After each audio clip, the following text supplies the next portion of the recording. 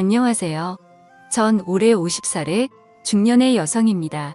가족은 남편과 3명의 딸 그리고 딱 1년 전까지 제 곁엔 형부가 계셨습니다. 오늘이 딱 저희 형부 기일이라 많은 생각에 잠겨 글을 쓰게 되었습니다. 일단 6년 시절 이야기부터 시작해야 할 듯합니다. 따분하고 지루할 수도 있겠지만 잘 들어주시면 감사하겠습니다.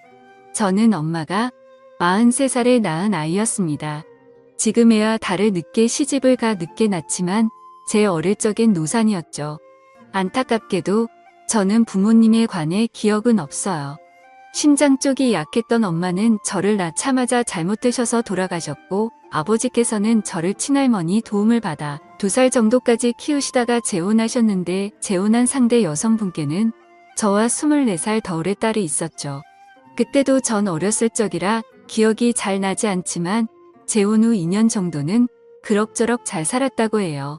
2년 후 새엄마가 갑작스럽게 유방암 진단을 받고 1년 정도 항암 치료를 하며 투병하시던 중 돌아가셨어요. 설상가상으로 친할머니까지 돌아가시고 아버지께 새 여자가 생기면서 저를 언니한테 떠맡기다시피 하셨대요. 그때 언니는 28살이었고 결혼을 앞두고 있는 상태였어요. 언니의 뱃속에는 아이가 있었는데 제 조카랑 저랑은 5살 차이밖에 나질 않았어요. 언니는 아직 어린 저를 보며 뱃속의 아이가 생각났다고 해요.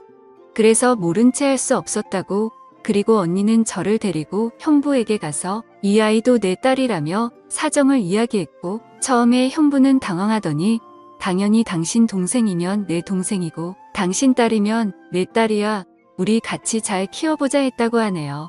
전 그렇게 언니와 함께 살게 되었고 조카와 자매처럼 같이 자라게 되었습니다. 동네 시장에서 형부와 과일 장사를 했던 저희 언니는 주변에서도 인풋이 좋아 소문이 자자했고 저에 관한 사정을 알게 된 이웃상인분들이 젊은 사람이 참 착하다며 이것저것 반찬과 고기들을 싸주셨다고 해요. 때문에 저희 언니는 항상 장사를 마치고 집으로 올 때 한가득 먹거리를 들고 오곤 했죠. 형부와 언니가 밖에서 돈을 벌어오는 동안 저는 학교 끝나고 어린이집에서 조카를 데려와 같이 그림 그리기도 하고 인형 놀이를 하며 놀고 있으면 향긋한 과일 냄새를 풍기고 들어오던 언니가 기억이 많이 납니다. 제 조카는 저를 언니 부르며 잘 따랐어요. 언니를 닮아 예쁘고 애교도 많아서 형부의 사랑을 많이 받았죠. 아직도 조카를 쳐다보며 행복해하던 이제 다시는 볼 수 없는 형부의 미소가 잊혀지질 않네요. 전 그렇게 어린 시절을 사랑이 넘치는 언니의 가족들과 행복하게 보냈지요. 그런데 제가 15살 되던 해에 저의 인생을 뒤집어버린 비극이 찾아왔어요. 온 식구가 해돋이를 보러 다녀오던 중 차가 비탈길에 미끄러져 도로를 벗어나 전복되는 사고가 난 것이었습니다. 이 사고로 인해서 저의 언니와 조카는 목숨을 잃었고 저와 형부는 가까스로 생명을 건질 수 있었습니다.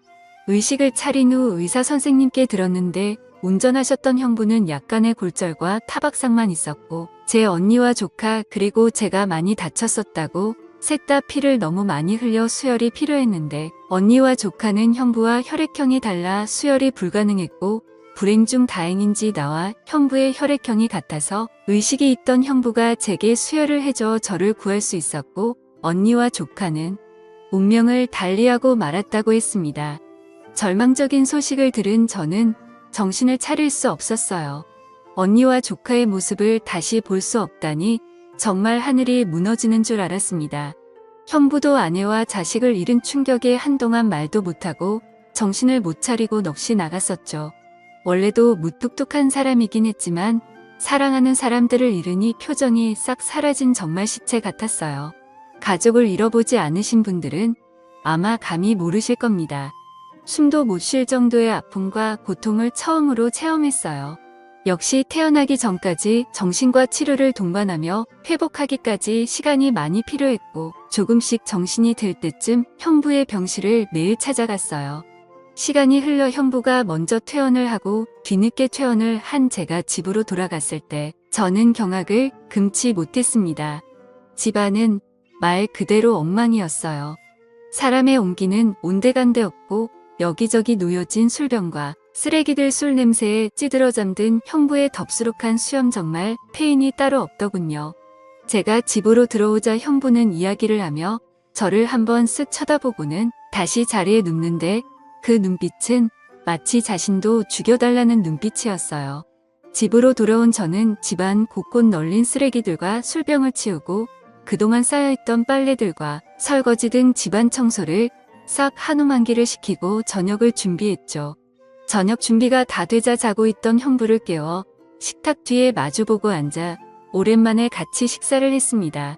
분명 갓 지은 밥과 계란 후라이인데 그렇게 차가울 수가 없었어요. 그 차가운 공기를 빼고 제가 먼저 말을 했죠. 나는 형부 나 다시 학교 가야 되는데. 형부는 그래 전에 다니던 학교로 가면 되겠지. 나는 내 형부는 선생님께 말씀드리마. 그렇게 저는 다시 학교를 다니게 되었고 언니와 조카모까지 열심히 살겠노라고 다짐하며 이를 악물고 공부를 했고 결국 전교 1등을 하였습니다. 그러나 형부는 많은 시간이 필요해 보였어요. 학교를 마치고 집에 오면 항상 같은 자리에 누워있는 형부, 그리고 형부를 보호하듯 주위를 둘러싸고 있는 빈 술병들. 학교가 끝나면 집에 와 널브러진 술병과 쓰레기를 치우고 저녁을 준비하는 저의 학교 후 일과는 항상 똑같았습니다. 그렇게 1년 반 정도의 세월이 흘러가고 고등학교 진학을 앞둘 무렵 저의 반 담임 선생님께서 제게 특성화 고등학교에 관한 이야기를 하시며 학부모님과 상의를 하고 싶으니 형부를 모시고 오라고 이야기하셨고 저는 부푼 가슴을 안고 집으로 돌아갔습니다. 그러나 여전히 같은 자리에 있는 형부가 술병들 순간 무언가 잘못되었구나 싶더라고요. 그러면서 언니와 조카 대신 제가 살았다는 자책감은 절 헤어나올 수 없는 절망으로 내몰았습니다. 저는 그 자리에 주저앉아 서럽게 울기 시작했어요. 제 울음소리를 들은 형부가 잠에서 깨어 쟤를 발견하고는 왔니? 라고 하시더라고요.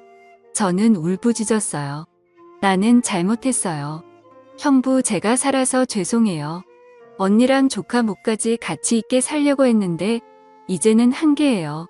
미칠 것 같아요. 그러게 왜 절 구하셨어요? 왜 나 같은 걸 구해서 힘들어해요? 그냥 그때 언니와 조카랑 같이 죽게 냅두지. 그냥 죽을 걸 그랬어. 이야기하며 베란다 난간으로 올라가는 나를 보곤 형부가 달려와 뒤에서 꼭 끌어안고 말씀하셨어요. 형부는 미안하다. 내가 너무 괴로워서 그랬어. 내 와이프랑 딸 생각하면 미칠 것 같아서. 너는 이제 내 자식이나 마찬가지야. 아내도 자식도 잃은 내게 처제인 너밖에 없어. 우리 시간이 걸리겠지만 먼저 간 내 언니랑 우리 딸 목까지 같이 잘 살자. 내가 노력하마.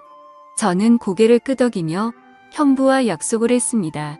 하늘에서 지켜보는 언니와 조카에게 부끄럽지 않게 열심히 행복하게 잘 살아보자고요.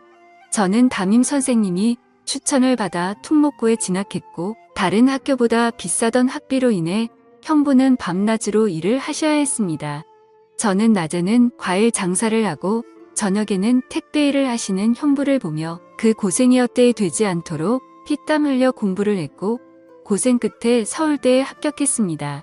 순간 언니의 기뻐하는 얼굴이 떠올라 너무 뿌듯하고 행복했어요.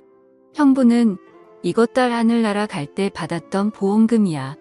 너는 내 처제지만 내 딸이기도 해. 이걸로 내 등록금을 내주고 싶고 나라며 내주시더군요. 그걸 내어주시는 그 마음을 너무나도 잘 알기에 전 차마 거절할 수 없었습니다. 전 더 이상 형부께 부담을 주지 않으려고 과외 아르바이트를 구하고 악착같이 공부의 장학금을 받아 학교를 졸업한 뒤 대학원 석사과정까지 이수할 수 있었습니다. 석사과정을 이수하고 저는 알아주는 기업의 연구원으로 취업을 하게 되었습니다. 대기업의 연구원이라 야근이 잦았으나 바쁜 와중에서도 형부를 행복하게 해드리고 싶어서 재미있는 영화도 예매해서 보고 맛있는 것도 먹으며 같이 데이트를 했습니다. 형부와 함께 시간을 보내는 것 자체가 제겐 기쁨이고 행복이었으니까요.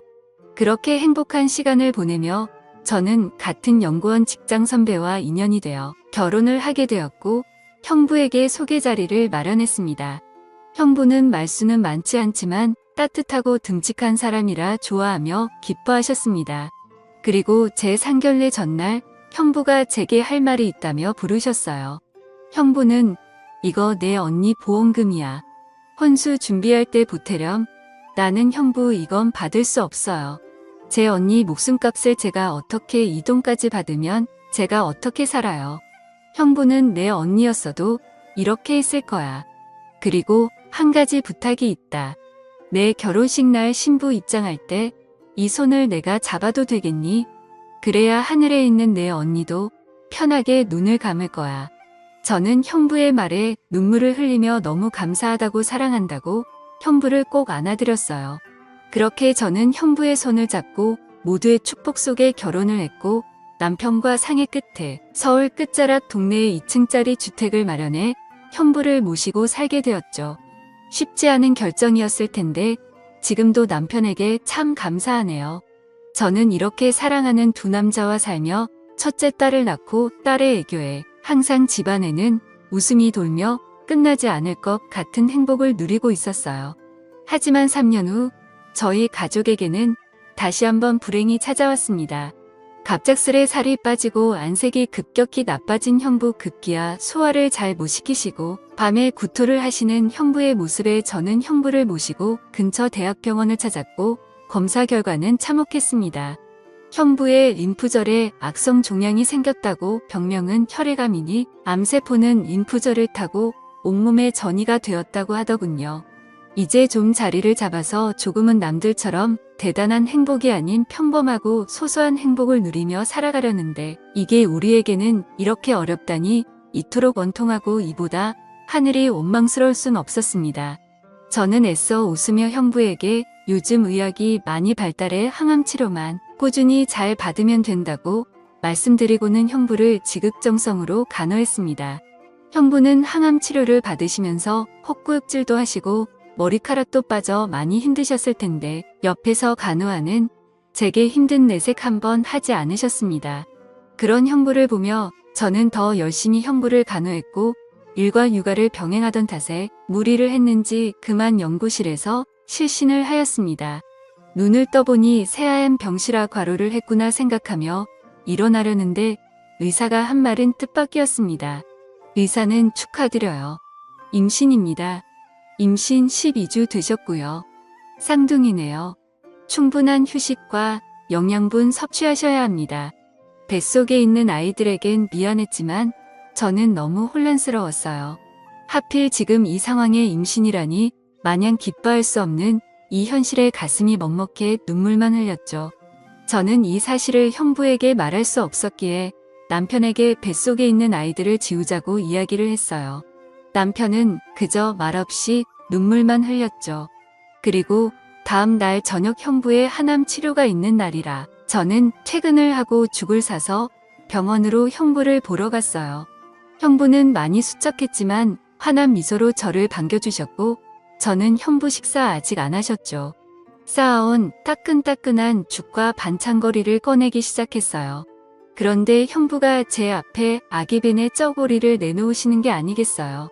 저는 너무 놀라 형부를 쳐다보았습니다. 형부는 내 남편 시켜서 샀다. 아직 둘 다 성별을 몰라서 하얀색으로 샀는데 마음에 들지 모르겠구나. 저는 죄스러운 마음에 울먹이며 나는 형부 미안해요. 라고 했습니다. 형부는 내가 왜 미안해. 나는 이렇게 좋은 소식을 들을 수 있어서 지금 너무 기쁜 걸 건강하게 출산해서 내게 꼭 안겨주려무나. 형부는 자책하는 제 손을 꼭 잡아주며 말씀하셨고 저는 형부를 붙들고 눈물을 왈칵 쏟았습니다.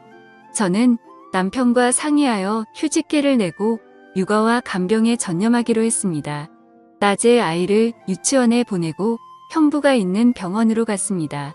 그런 날을 보는 형부는 홀몸도 아닌데 병실에 찾아오지 않아도 된다고 말씀하셨으나 저는 이것조차 못하면 제가 죽을 것 같다고 말씀드렸습니다.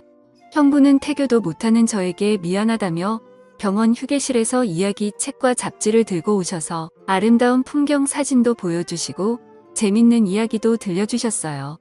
형부와 같이 사진을 보며 신혼여행도 제주도로 가서 한 번도 외국 여행을 가본 적이 없다는 형부를 꼭 모시고 가리라 다짐을 했었는데 저의 출산이 임박함과 동시에 형부의 상태는 악화되어 갔습니다. 행행 머리 가죽만 남은 뼈에 분만실에 들어가기 전 다른 산모들은 건강한 아이를 낳도록 기도하는 시간에 저는 출산을 하고 나왔을 때 형부가 살아계신 것을 기도했습니다. 그리고 저는 건강한 여아들을 출산했습니다. 병실로 옮겨진 저는 곧바로 형부에게 전화를 했습니다. 아직도 그날의 기억이 생생하네요. 다시는 형부의 목소리를 들을 수 없을 것 같아 어찌나 마음이 조마조마하던지 형부는 다행히 전화를 받으셨습니다. 형부는 고생했다며 누구보다 기뻐하셨고 저도 부푼 마음으로 아이들을 형부에게 보여줄 생각에 회복에 힘을 썼습니다. 다행히도 우리 어린 공주들은 건강에 아무 문제가 없었고 저 또한 빠르게 회복했습니다. 저는 남편과 아이들을 데리고 형부의 병실을 찾아갔어요. 형부는 아이들을 보며 너무 예쁘다고 수고했다고 말하며 한없이 행복해 하셨습니다.